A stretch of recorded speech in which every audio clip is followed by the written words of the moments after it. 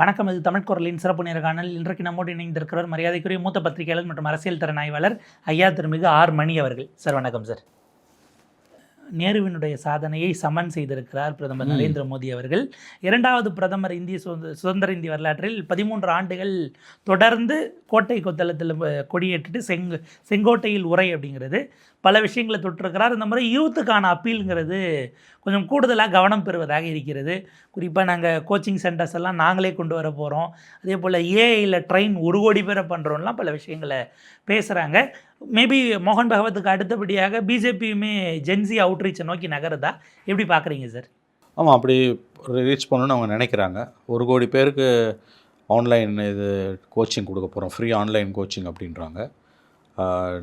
இதில் ஏஐக்கு 1 crore யூத்துக்கு training. அதை தவிர 1 லட்சம் கோடி இதுக்காக ஆண்டர்பிரினர்ஷிப்புக்குன்றாங்க. பெரிய அளவில் வாக்குறுதிகள் வருது. கடந்த இது 13வது முறை அவர் கொடியேற்றுவது. 12 முறை கொடியேற்றிய பொழுது ஆற்றிய உரைகள் அதில் எதை நிறைவேற்றிருக்காங்க, எதை நிறைவேற்றலைன்னு பார்த்தா ஒரு பிக்சர் கிடைக்கும்னு நான் நினைக்கிறேன். வாட் எவர் இட் இஸ், இது ஒரு சாதனை தான். 13 ஆண்டுகள் தொடர்ச்சியாக கொடியேற்றுவது கோட்டை கொத்தளத்தில் என்பது சாதனை தான். வழக்கம் போல் தன்னை எதிர்ப்பவர்களை, அறிவுஜீவிகளை குறிவைத்து தாக்குற வேலையும் செஞ்சுருக்காரு. அர்பன் நக்சல்ன்ற வார்த்தைக்கு பதிலாக இப்போ திமாகி நக்சல்ஸ்ன்றாரு. திமாகின்றதுக்கு என்ன அர்த்தம்னு தெரியல. Urban armed Naxals are gone, but intellectual lurkers are still lurking, we must be vigilant. அவர்களை நாம் தனிமைப்படுத்த வேண்டும் என்றார்.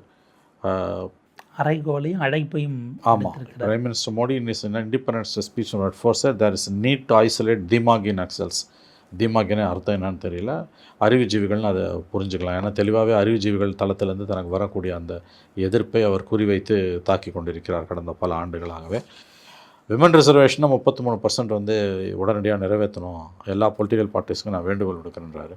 அதான் ஆல்ரெடி சட்ட இது ஆயிடுச்சு. 2024 ஜனவரி வந்தாச்சு.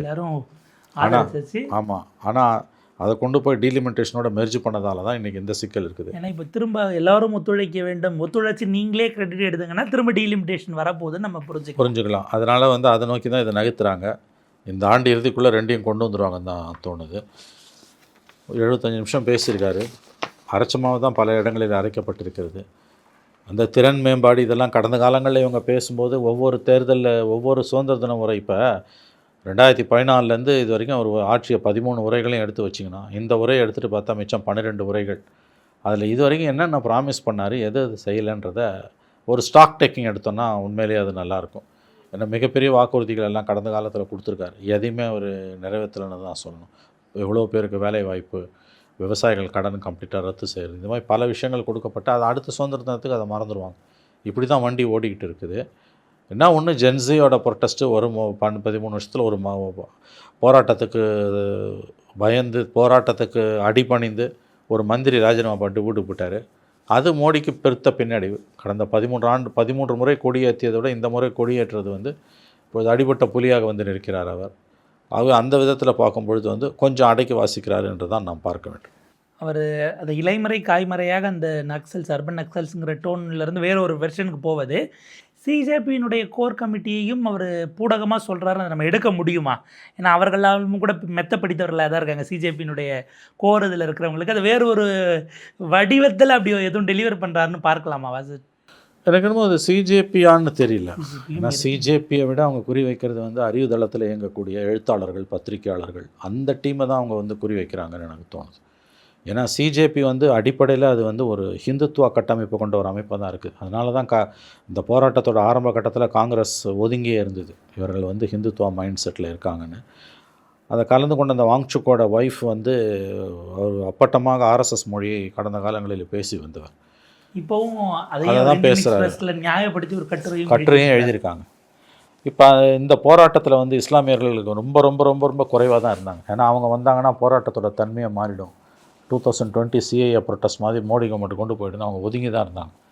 அவர்களை இதுக்குள்ளே சேர்த்துக்கிட்டு பேசணுன்ற எண்ணமும் அது அப்ஜித் தீப்தேக்கு வரல. இன்ஃபேக்ட் சில பேர் அந்த மத ஒற்றுமை எல்லாம் பேருக்கு பேசும்போது வேணாம் அதெல்லாம் இப்போ எடுக்காதீங்க, என்று அவர் தடுத்திருக்கிறார். அப்போ அது டீப்பராக வந்து ஆர்எஸ்எஸ் ஷேடு அதில் இருக்குமோன்ற சந்தேகம் எழுவது இயல்பானது. அதில் ரொம்ப பலருக்கும் more than half of the percentage core டீமில் இருக்கிறவங்களுக்கு ஆப்பினுடைய ரூட்ஸ் இருக்குது அப்படின்னு பிரிண்டில் ஒரு டீட்டெயில். எஸ் அதை தான் நான் சொல்ல வரேன். அது இல்லாமல் அந்த தலைமை தாங்குபவர் முஸ்லீம்ஸ் எந்த காலகட்டத்திலையும் அது உள்ள ஹைலைட் பண்ணுறதுக்கு விரும்பவே இல்லை.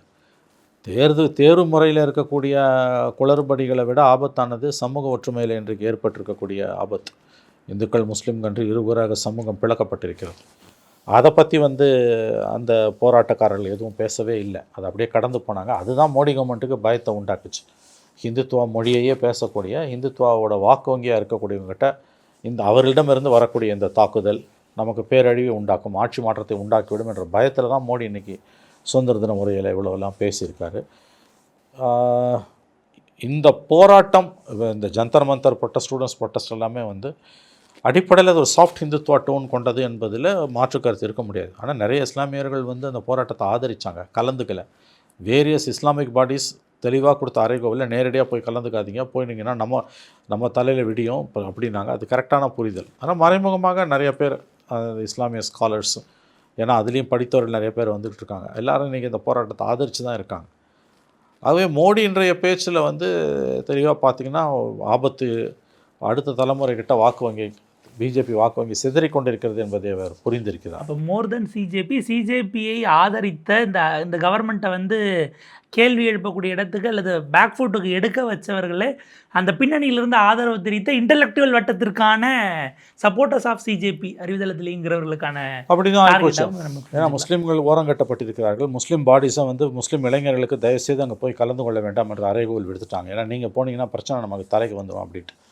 அதுமாதிரி இஸ்லாமிய இளைஞர்கள், இளம் பெண்கள் ரொம்ப லோ ப்ரொஃபைலில் தான் இருந்தாங்க, வெளியிலேருந்து தான் ஆதரித்தாங்க. அந்த மெச்சூரிட்டி கூட வந்து பாஜகவுக்கோ சங்க பரிவாருக்கோ இல்லை என்பது ரொம்ப ரொம்ப வேதனையானது.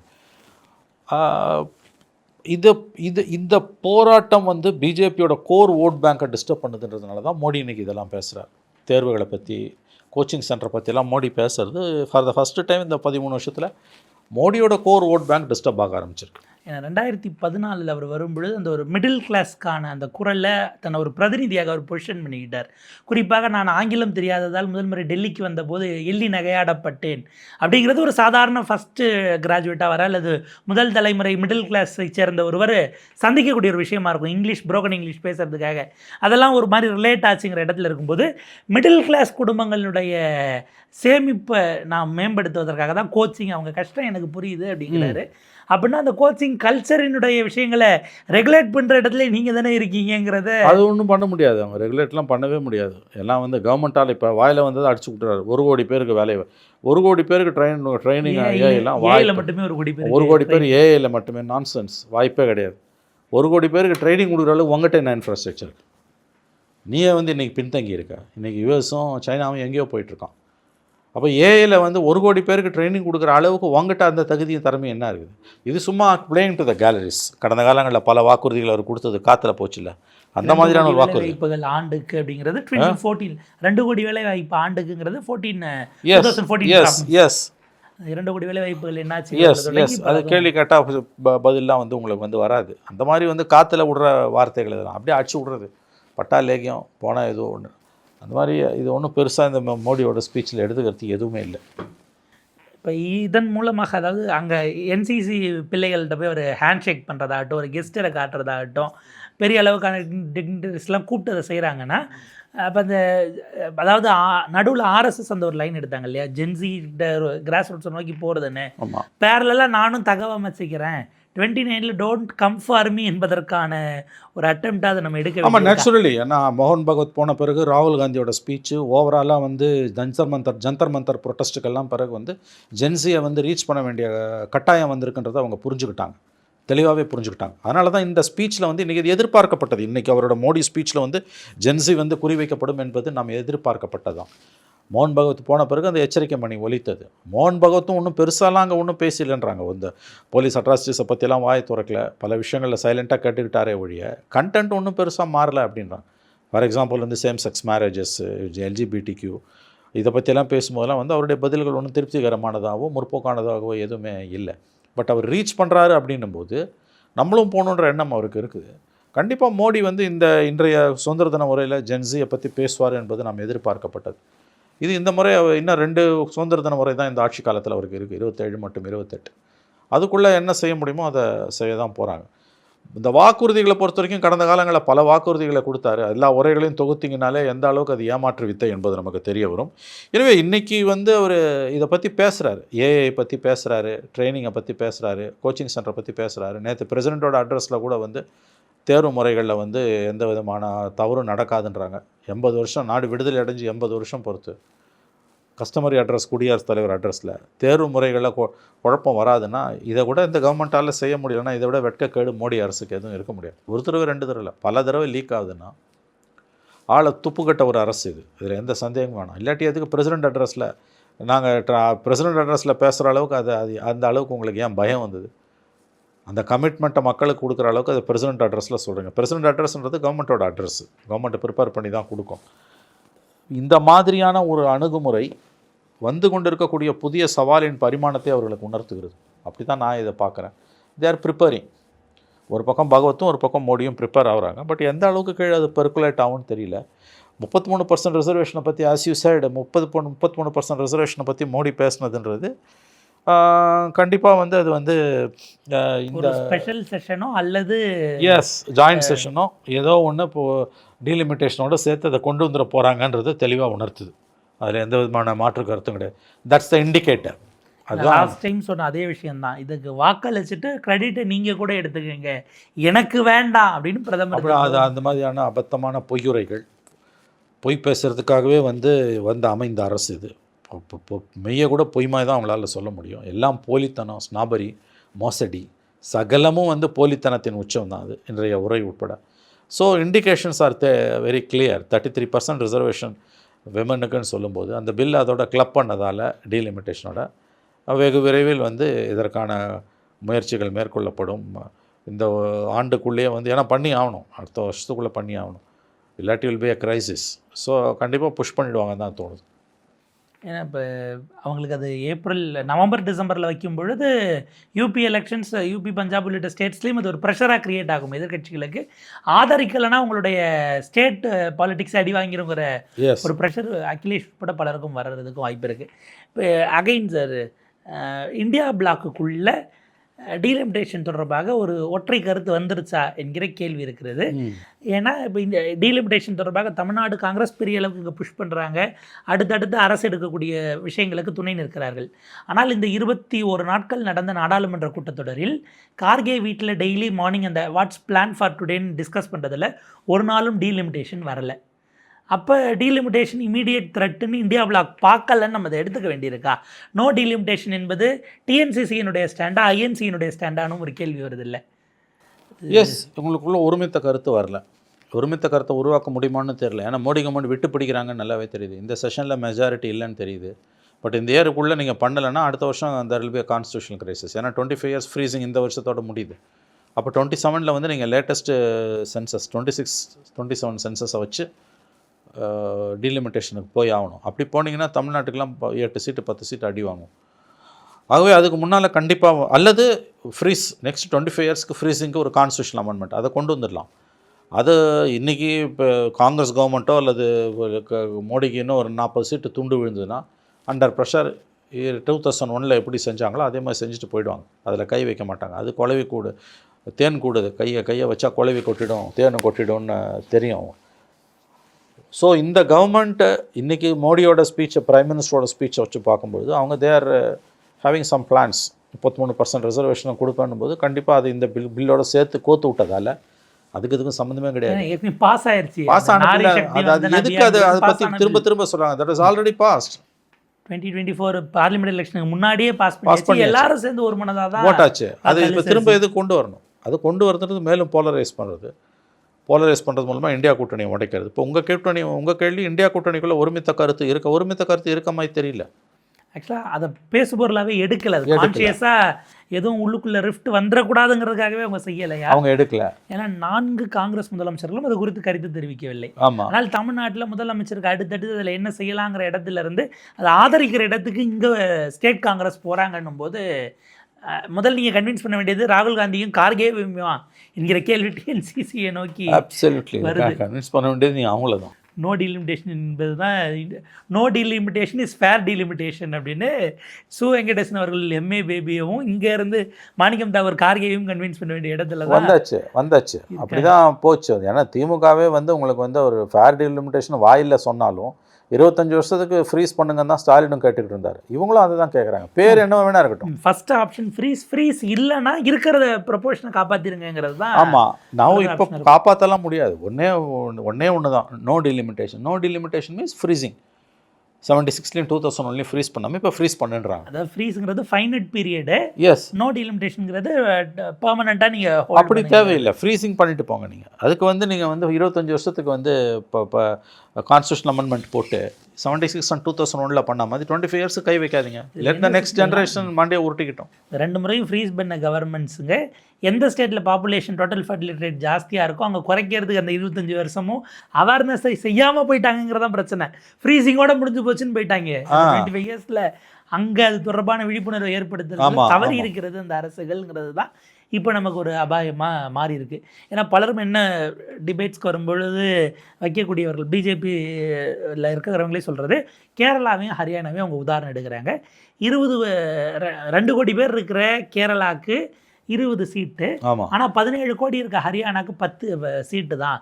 இது 20 crore 17 crore போது இது எப்படி ப்ரப்போர்ஷன் கேட்குறாங்க. அதான் 1971 படி இது 2 கோடி அது 1 கோடின்னும் போது அன்னைக்கு 20-10 கரெக்டு. இந்த 50 இயர்ஸில் டிஸ்ப்ரொபோர்ஷனேட்டாக கேரளாவோட ஹரியானா வளர்ந்ததுக்கு நீங்கள் ஃபேரான விஷயத்தை கொடுங்க அப்படின்னு கேட்குறாங்க. நமக்கு எது ஃபேரோ அது இன்னொரு ஸ்டேட்டுக்கு ஃபேர் இல்லைங்கிறது தான் நேஷ்னல் பார்ட்டிஸ் யோசிப்பாங்கங்கிறதும் கவனிக்க வேண்டியிருக்கு. இப்போ மேபி யூபி எலெக்ஷன் சென்டருக்காக இப்போ யூபி எலெக்ஷன் ஆக்சுவலாக மோடி எப்படி பார்ப்பார் சார்? ஏன்னா அவருக்கு 29 ஆன் ஹிஸ் வே அவுட்டு தொடர்பானது 29 தேர்தலுக்கும் உத்தரப்பிரதேசம் தேவை. ஆனால் யோகி 3rd டைம் ஜெயிச்சு வந்தால் நமக்கான டைரக்ட் கண்டெண்டராக வெற்றிகரமாக வந்து விடுவாருங்கிற வாய்ப்பும் இருக்குது. ஆக்சுவலாக மோடி ஷா அதை எப்படி பார்ப்பாங்கன்னு நினைக்கிறீங்க? இல்லை, அதுதான் இப்போ அது பதிலாக ஃபட்னாவிஸ் பேர் அடிப்படுதுன்றாங்க. கண்டிப்பாக வந்து உங்களுக்கு 29 எலெக்ஷனில் மோடி கேண்டிடேட்டாக இருப்பார் அல்லது அப்படியே ஜெயிச்சாலும் அதுக்கு பிறகு கண்டினியூ ஆவாரான்றதெல்லாம் ரொம்ப serious question. Fadnavis is a Brahmin. Modi வந்து ஓபிசி பாலிடிக்ஸ் பண்ணிகிட்ருக்காரு. ஸோ ஆர்எஸ்எஸோட கோர் ஸ்ட்ரென்த் வந்து பிராமினிக்கல் இன் நேச்சர். கட்சியே அமைப்பே பிராமினிக்கல் இன் நேச்சர் தான். So secrecy shrouded brahminical organisation தான். So RSS wants a Brahmin as prime minister. Long டேர்மாக ஒரு நான் பிராமின் ஓபிசி என்ன தான் இருந்தாலும் பிரைம் மினிஸ்டராக கண்டினியூ ஆகுறது. The core RSS interest won't allow. Those who knows RSS will agree with me. So obviously they have a choice. Fadnavis is a young man in his early 50s. Gadkari is aging. So either Fadnavis or somebody else, a Brahmin probably, replace பண்ணுறதுக்கு வாய்ப்பு இருக்குது. எப்படி பார்த்தாலும் 29 எலெக்ஷனில் மோடியாக இருப்பாரான்றது பெரிய question. அப்படியே ஜெயிச்சாலுமே அவர் continue ஆவார்ன்றது பெரிய ஒரு கொஸ்டின் தான். ஸோ இந்த பார்லிமெண்ட் எலெக்ஷனில் இந்த செஷனில் அமித்ஷா கலந்துக்காமல் ஒதுங்கியிருந்தது காரணமாக எல்லாமே வந்து அண்டர் ஸ்ட்ரெஸ். ஏன்னு கேட்டிங்கன்னா மோடி இது பண்ணாங்கன்னா தனக்கு எலிவேஷன் கிடைக்கும்னாரு, அது கிடைக்கல. In fact RSS wants both of them to go. Marching orders were given அப்படின்றாங்க already. Enough of Gujarat power சென்டர்ஸ்ங்கிற மாதிரி அது ஒன்று. இன்னொன்று அமித்ஷானா மோடினா அமித்ஷா. அதனால் வந்து ஒன்றும் பெருசாக ஒன்றும் அவங்க வந்து அமித்ஷாவை கலந்து ஆலோசிக்கணும்னா விரும்பவே இல்லை. ஸோ ஆர்எஸ்எஸ் இதில் என்ன பண்ண போகிறாங்க அப்படின்றது தான் பார்க்கணும். இன்றைக்கி ஸ்பீச் வந்து மோடி ஸ்பீச் வந்து டார்கெட்டிங் இந்த ஜென்ஸி க்ளீனாக தெரியுது. யாராக இருந்தாலும் அவங்கள பார்த்து தான் பயப்படணும். ஏன்னா வந்து இன்றைக்கி உலகம் பூராவே அது வந்து தே ஆர் கிரியேட்டிங் ஹவோக். ஜென்ஸியை தாண்டி ஜென் ஆல்ஃபாவும் வந்துடுச்சு. இன்றைக்கி 14-15 வயசு பசங்க கேள்வி கேட்க ஆரம்பிச்சிட்டான். But one salient feature, one plus point, one strength of the BJP's, அவங்களால மாறி வரும் காலங்களுக்கு ஏற்ப தங்களை தகவமைச்சிக்க முடியும். சும்மா வெத்து வார்த்தைகள் பேசாமல் இந்த சேலஞ்சை எதிர்கொள்கிற அளவுக்கு முடியுது அவங்களால. எனவே இன்றைக்கி ஸ்பீச் ஒன்றும் பெரிய ஃபேரி ஸ்பீச்சஸ்லாம் கிடையாது. சில இண்டிகேட்டர்ஸாக அவர் சொல்கிறாரு, மோடி சொல்கிறாரு. பார்க்கலாம். இது எப்படியும் வந்து உங்களுக்கு வந்து இட்ஸ் அ சன்னிங் பீரியடில் தான் இருக்குது இந்தியன் பாலிடிக்ஸ்.